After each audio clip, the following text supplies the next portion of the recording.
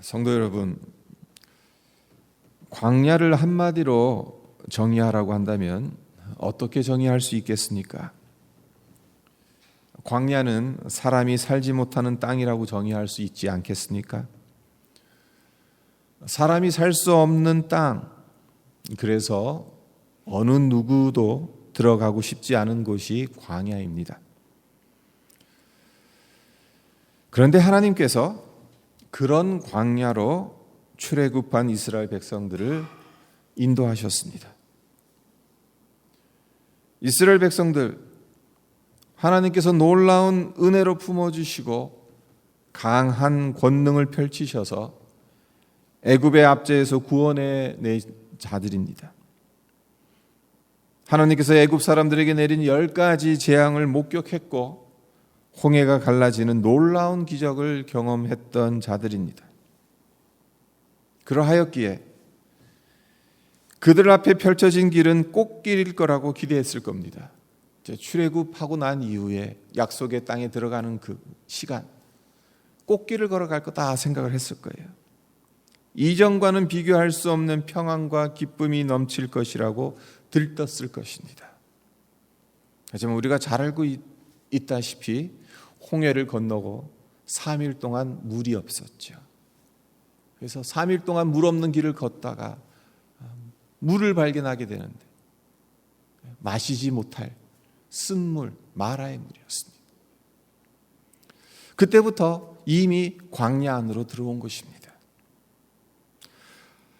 하나님께서 그들을 인도하신 것은 엉뚱하게도 광야였다는 사실입니다. 전혀 생각하지 못했고 마음의 준비도 안 되어 있었을 텐데 이스라엘 백성들 광야에 서게 된 것입니다. 그러니 그들의 심정이 어떠했을까요? 모르긴 몰라도 많이 놀라고 당황스러웠을 겁니다. 우리 역시 저도 생생하게 기억이 나요. 처음 예수 믿었을 때 대학교 1학년 때 예수님을 영접했었는데 예수 믿으면 만사가 형통될 줄 알았어요. 모든 것이 다 술술 잘 풀릴 줄 알았어요. 꽃길을 걸을 줄 알았어요. 네, 예수 믿고 지금 거의 30 몇 년이 돼가나요? 하나님께서 참 좋은 것들로 채워주시고 참 특별히 목회자로 불러주신 그 축복이 있지만 그 길이 꽃길은 아니었던 것 같아요. 광야의 길이었다는 사실. 그러니까 우리 역시 마찬가지입니다. 처음 예수 믿을 땐 예수 믿으면 모든 것이 정말 형통할 거라고 생각하는데 사실은 우리가 들어서는 그 길은 광야의 길이라는 사실.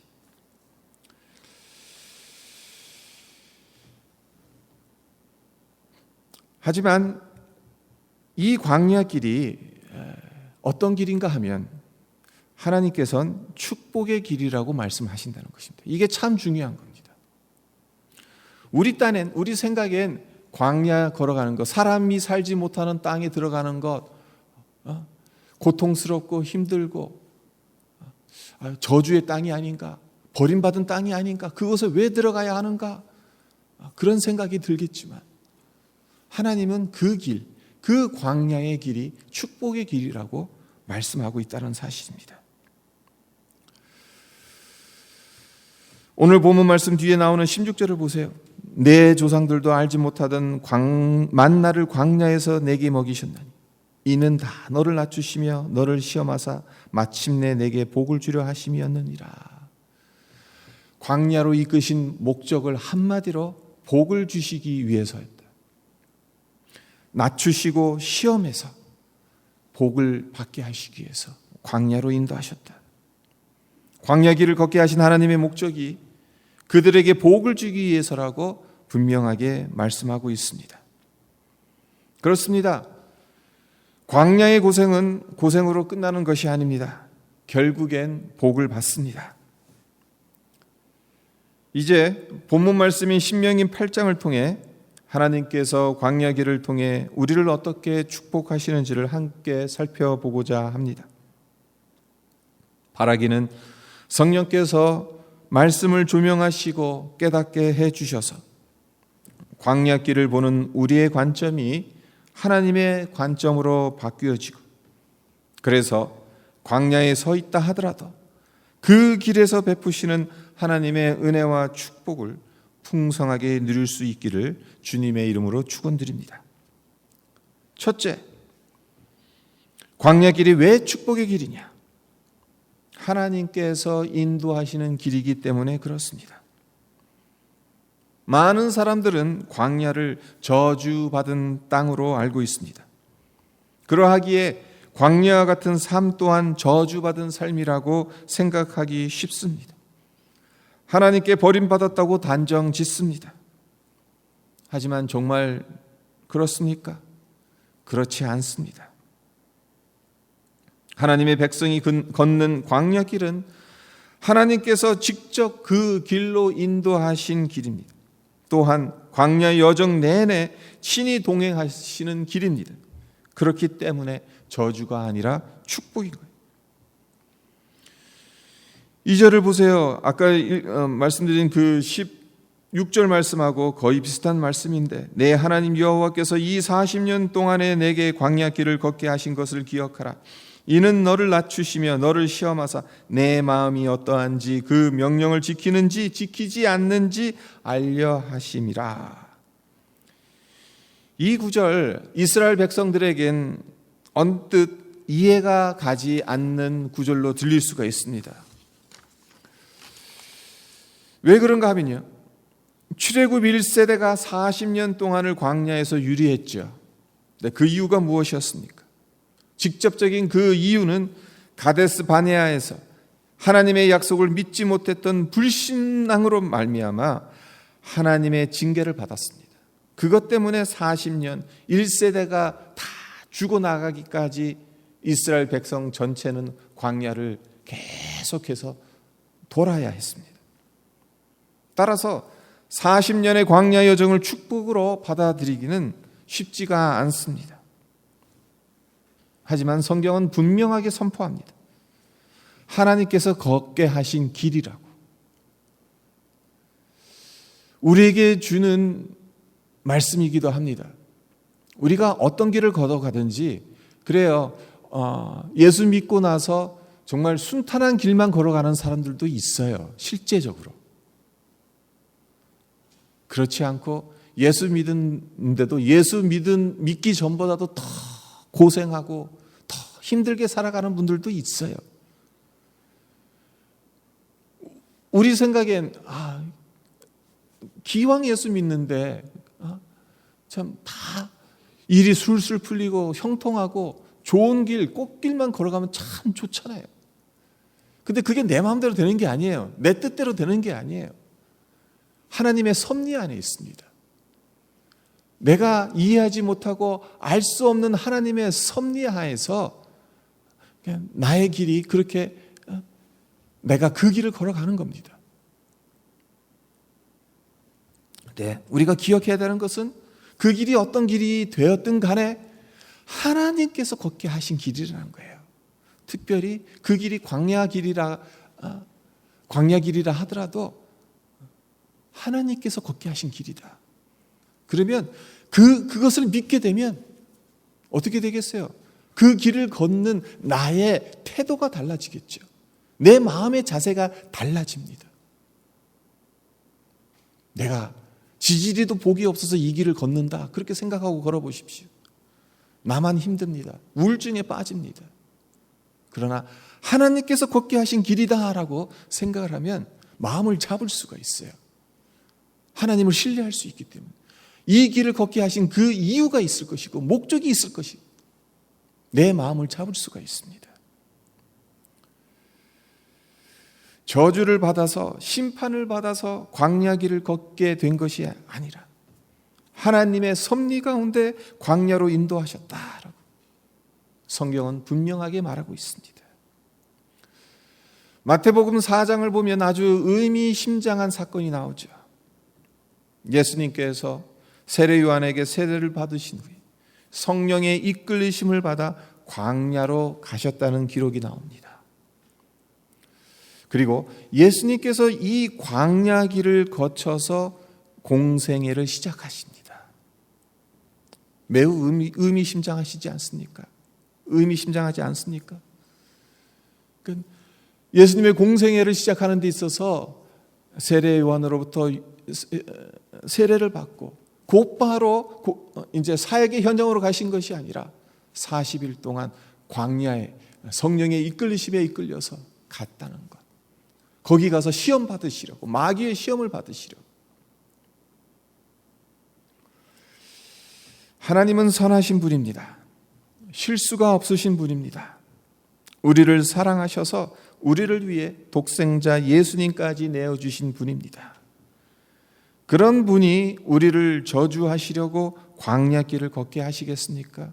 하나님께서 예수님을 성령의 이끌리심으로 사탄에게 시험을 받게 하시려고 40일 동안 광야에 두게 하셨는데 저주하시려고 그곳에 두셨겠습니까? 아니라는 거예요.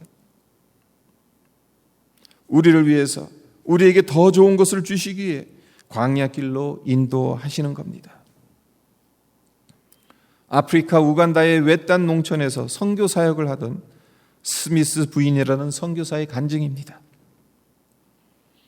선교사님이 선교지에서 어느 날 갑작스럽게 심한 병을 앓게 됩니다. 문제는 병원에 가서 검진을 받고 약을 구입해야 하는데 어찌된 일인지 선교본부에서 와야 할 선교지원금이 오지 않는 거예요. 그러는 바람에 약은 고사하고 음식 재료도 살 수 없습니다. 다행히 선교 헌금은 늦긴 했지만 한 달 후에 도착합니다. 하지만 그 기간 동안 정말 힘들게 지낼 수밖에 없었습니다. 먹을 것도 제대로 먹지 못하고 간신히 정말 끼니를 간신히 거르지 않는 정도. 충분히 원망스러운 상황이었겠죠.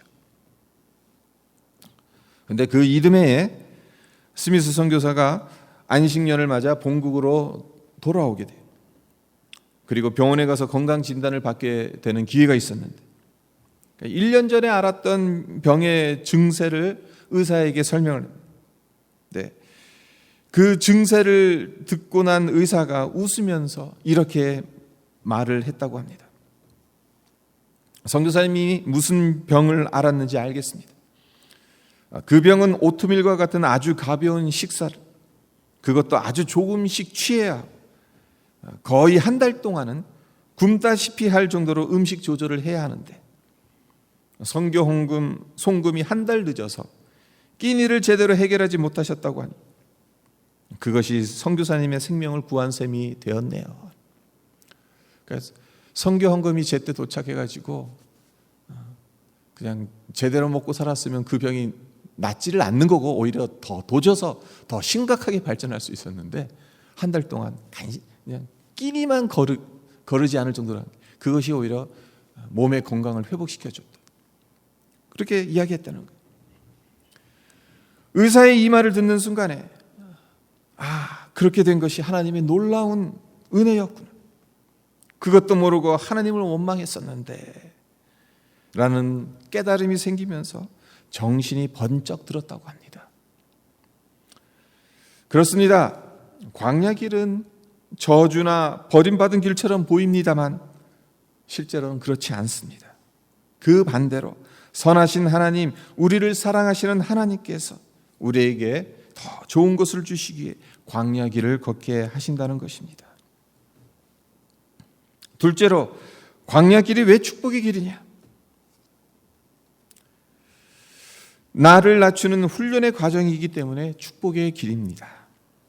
2절을 다시 한번 보시면 내 하나님 여호와께서 이 40년 동안에 내게 광야길을 걷게 하신 것을 기억하라. 이는 너를 낮추시며 너를 시험하사 내 마음이 어떠한지 그 명령을 지키는지 지키지 않는지 알려 하심이라. 하나님께서 우리를 광야로 인도하시는 이유를 신명기 기자가 뭐라고 말합니까? 우리를 낮추시고 시험하기 위해서라고 말하고 있습니다. 우리를 낮춘다는 것은 우리를 겸손하게 만드는 거죠.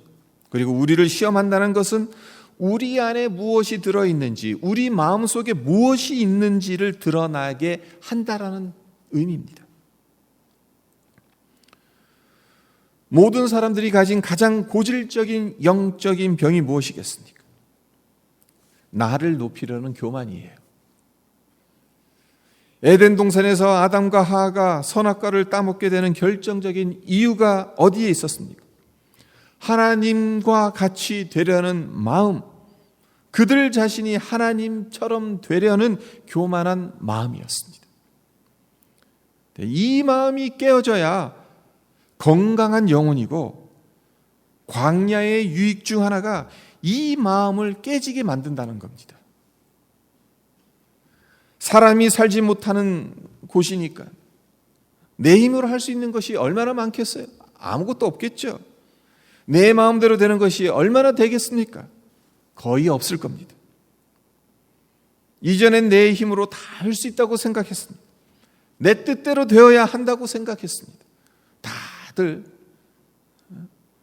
왕자병, 공주병에 빠져서 내 중심으로 세상이 돌아가야 된다고 생각을 했어요. 근데 광야길을 걸으면서 고생하다 보니까 내 뜻대로 되는 게 아니다, 이런 깨달음을 얻게 되고, 그렇기 때문에 하나님 앞에서 겸손해지게 되는 것이죠. 네, 교만은 패망의 선봉이지만 겸손은 은혜 받고 축복받는 자리로 나아가는 지름길입니다. 우리가 겸손해지면 하나님께서 풍성한 은혜를 내려주십니다. 그리고 광야의 길이 우리를 그렇게 겸손하게 만들어주기 때문에 우리에게 축복의 길인 것입니다. 또 다른 하나, 광야에서 우리를 시험하신다고 하죠. 시험한다는 것, 우리 안에, 우리 마음속에 무엇이 들어있는가를 드러나게 만든다는 것입니다. 평상시에는 그 사람의 본색이 잘 드러나지 않습니다. 언제 본색이 드러납니까? 어려울 때 드러납니다. 광야에 들어갔을 때 나의 진짜 모습이 드러나는 거예요. 나의 성질, 성품, 인격, 이 모든 것들이 힘들었을 때 민낯을 다 드러나게 돼 있습니다. 진짜로 하나님을 믿고 순종하는지 아닌지가 광야의 길에서 훤히 드러나게 됩니다.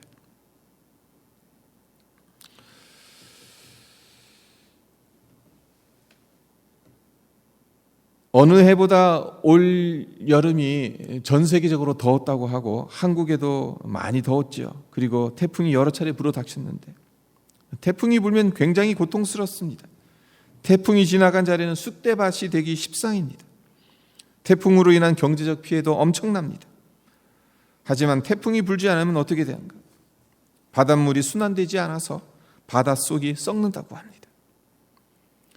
따라서 태풍 부는 것이 고통스럽고 막대한 손실을 가져다 주기는 하지만 해양 생태계를 위해선 반드시 필요하다고 해요.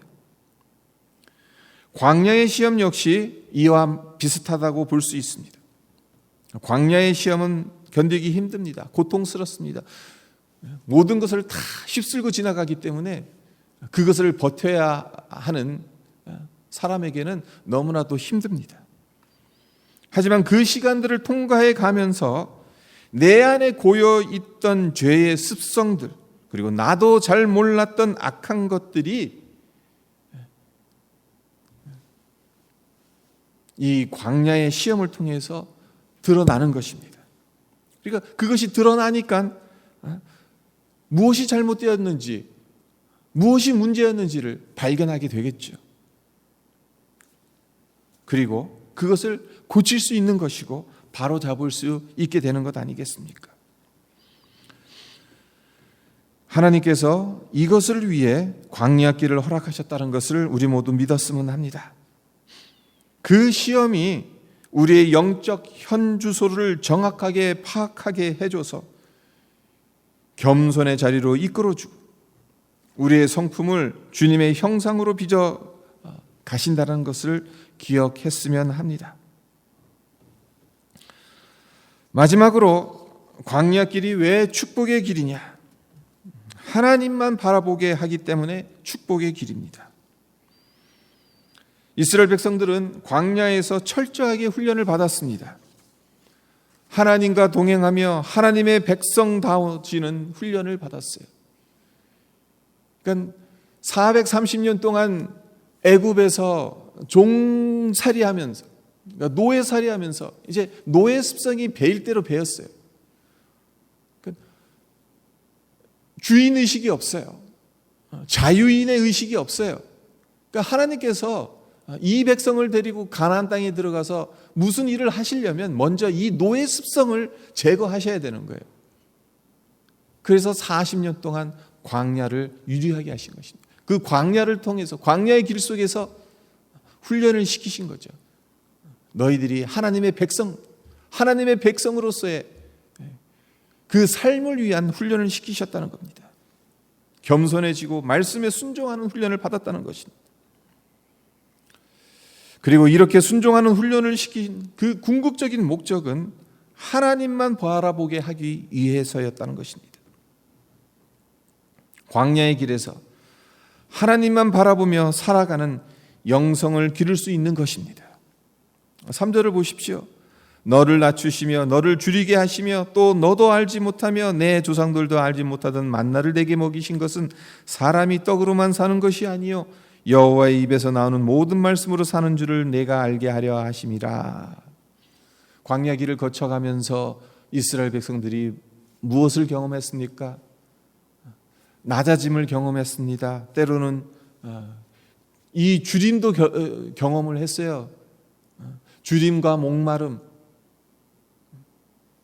네, 그것을 통해서 하나님께서 가르치신 것이 무엇입니까? 사람이 떡으로만 사는 것이 아니라 여호와의 입에서 나오는 모든 말씀으로 사는 것을 알게 하셨다는, 사람이 사는 길이 무엇인가를 알게 하려고 광야길로 인도하셨다는 겁니다. 그리고 그것은 여호와의 입에서 나오는 모든 말씀으로 사는 줄을 내가 알게 하려 하셨다라고 분명하게 이야기하고 있죠. 떡을 먹는다고 사는 것이 아닙니다. 밥을 먹는다고 영원히 사는 것도 아닙니다. 사람이 사는 길, 영원히 사는 길은 하나님의 말씀을 듣고 믿음으로 순종하는 것입니다. 광야에 서게 됩니다. 하나님만 바라보게 됩니다. 하나님만 의지하게 됩니다. 하나님께서 주시는 만나를 먹고 하나님께서 주시는 물을 마시고 하나님께서 보여주시는 구름 기둥과 불 기둥을 따라 이동해가. 그 40년 동안 오늘 본문에선 신발이 헤어지지 않았다. 발이 부르트지 않았다.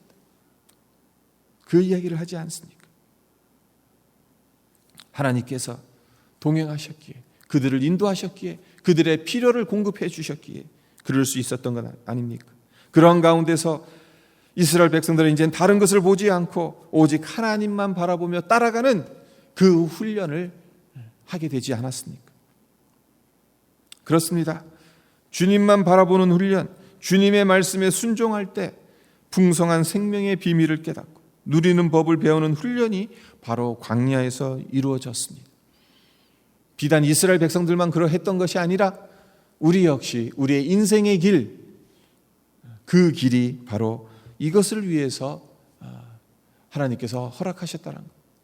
훈련의 장소로 우리의 인생을 사용하고 계신다는 것이죠. 광야의 길에서 주님의 말씀을 배우고 순종하는 법을 배울 수 있다는 것. 네, 이렇게 하나님만 바라보며 따라가면 하나님께서 주시는 복이 있죠. 그것이 6절에서 10절까지 나오는데요. 내 하나님 여호와의 명령을 지켜 그의 길을 따라가며 그를 경외할지니라. 내 하나님 여호와께서 너를 아름다운 땅에 이르게 하시나니 그곳은 골짜기든지 산지든지 시내와 분천과 샘이 흐르고 밀과 보리의 소산지요 포도와 무화과와 석류와 감람나무와 꿀의 소산지라. 네가 먹을 것이 모자람이 없고 내게 아무 부족함이 없는 땅이며 그 땅의 돌은 철이요 산에서는 동을 킬 것이라. 내가 먹어서 배부르고 내 하나님 여호와께서 옥토를 내게 주셨으므로 말미암아 그를 찬송하리라. 하나님만 바라보고 따라갈 때 하나님께서 주시기로 약속한 아름다운 땅에 이르게 하시겠다. 그곳에는 아무런 부족함이 없는 풍성함이 넘치는 땅이라고 이야기합니다. 우리가 잘 알고 있는 가나안 땅입니다. 네, 이 가나안 땅은 영적으로 어떤 곳입니까? 우리에겐 하나님께서 약속하신 천국이죠. 주님을 믿고 바라보며 따라갈 때 우리가 이르게 될 곳은 영원한 하나님의 나라입니다. 근데 중요한 것이 하나 더 있습니다.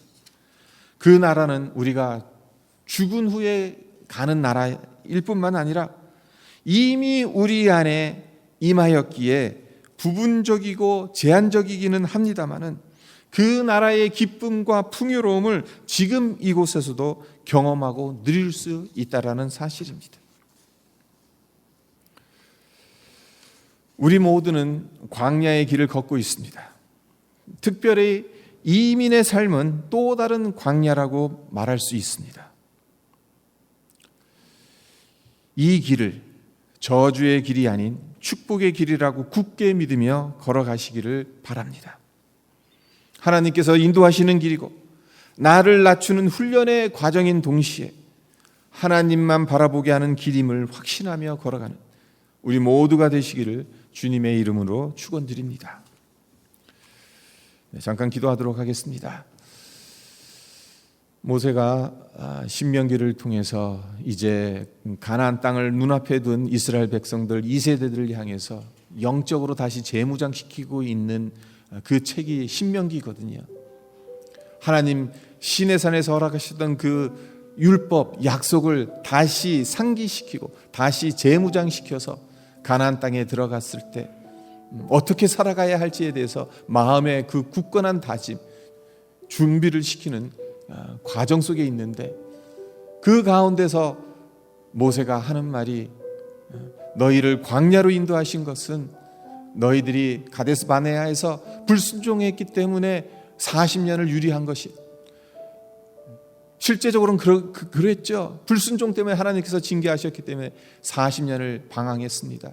그러나 하나님께서 말씀하시는 것은 그렇게 했다 했을지라도 그것은 하나님이 직접 인도하신 땅이고 하나님께서 직접 이끄신 곳이기 때문에 저주의 땅이 아닌 축복의 땅이라고, 그곳에서 하나님이 직접 인도하셨고 또 우리를 겸손히 낮추시는 훈련의 장소로 사용하셨고 하나님만을 바라보게 하는 그러한 아름다운 곳으로 만드셨다. 그것이 우리의 삶에도 마찬가지지 않겠습니까? 이민의 삶을 살아가면서 참 고단합니다. 힘들어요. 하루하루를 살아가는 것이 힘겹게 느껴질 때가 많아요. 그러나 그것이 내가 지지리도 복이 없어서 어쩔 수 없이 이 길을 걸어가는 것이 아니라는 사실, 하나님께서 예비하신 길이라는 것, 하나님의 섭리 안에서 우리를 이 길을 걷게 하셨다라는 그 믿음으로 우리가 그 길을 걸어간다면 정말 우리가 비록 광야 길을 걸어가지만 그 광야가 무조건 힘들고 고통스럽고 저주스럽고 그러한 땅으로만 보이지 않을 것입니다. 하나님의 음성을 듣게 될 것입니다. 하나님의 숨소리를 경험하게 될 것입니다. 하나님의 함께 하심을 보게 될 것입니다. 우리가 걸어가는 길, 가나안 땅에 들어가기 전, 하나님 나라, 영원한 하나님 나라 땅에 들어가기 전 우리의 인생이 이와도 같겠지만 우리가 바로 이러한 마음으로 주님 앞에 우리의 믿음의 길을 걸어가는 우리 모두가 되게 해 주십시오. 함께 기도하는 시간이 되었으면 합니다. 기도드리겠습니다. 아버지 하나님, 우리가 인생의 길을 걸어가면서 아버지 하나님